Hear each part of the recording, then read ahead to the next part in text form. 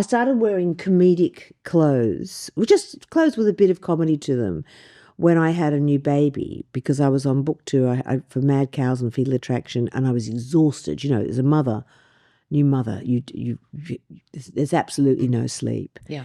And I'd be doing talk shows, and I'd think, oh God, if I wear something witty, we can talk about that while I'm remembering what my name is. And at the time, I was obsessed with Moschino, when Moschino was so witty. And I had a suit with, baby bottles on it. I had a suit made out of pasta with plastic tomatoes and penne sewn on it.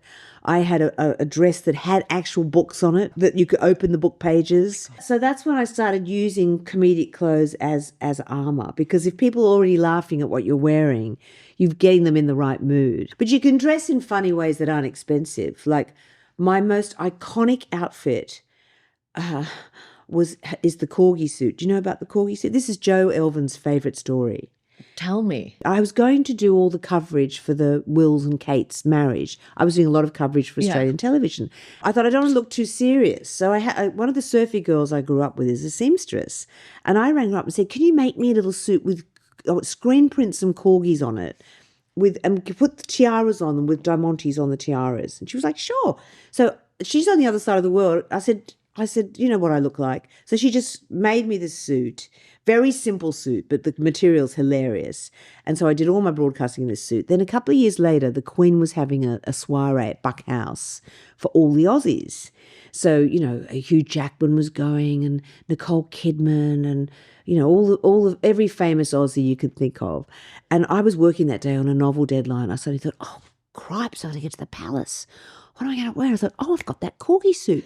I drove down to the palace, because you used to be able to drive in and park there.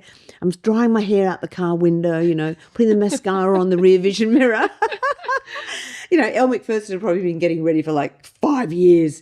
And I got there and I ran up the steps, and I was quite late, and the Queen was standing there, and she looked, her face was a rictus of boredom, because obviously she'd been meeting all these Aussies for so long.